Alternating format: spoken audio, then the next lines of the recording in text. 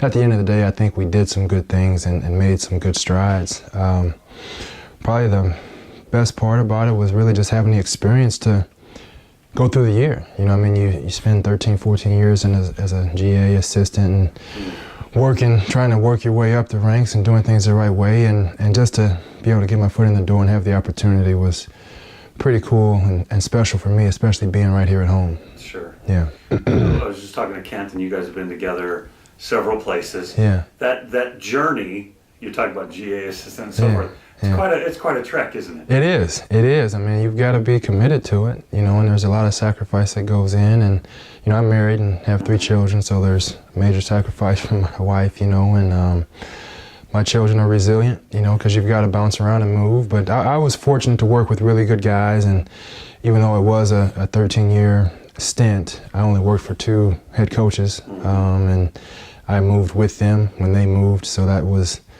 good for me, and having that stability, you know, for my family as well was obviously a plus. Tough, hard-nosed, man, but great relationship builder, tremendous person aside from being a basketball coach. You know, he's somebody that, again, you try to model your career after, how he lives his life and his lifestyle. Obviously, he does a great job on the basketball floor, but I think he's about the right things all the way around. Very competitive. Fierce competitor, one of the most competitive guys I've been around. You know, obviously a phenomenal basketball player, and he's shown what he can do, you know, from an X's and O's standpoint. He's done a great job, and he'll get Bradley off the ground. You know, I'm very excited to see him continue to grow and develop in the profession. But, you know, a good friend, and again, a tremendous person.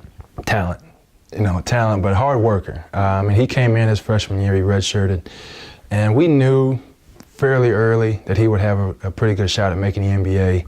I'd be lying if I said, man, he's going to be a, you know, Hall of Famer, NBA Finals MVP, you know, champion and all that. But we didn't necessarily see that coming, you know. But that's a credit to him. You know, he's obviously very talented, but a sound person, very humble, but a very hard worker as well, you know. But the one thing with him, he hasn't really changed personality-wise. I mean, you make changes in your lifestyle because you have to once you get to that level. But as far as his personality, he's still the same guy.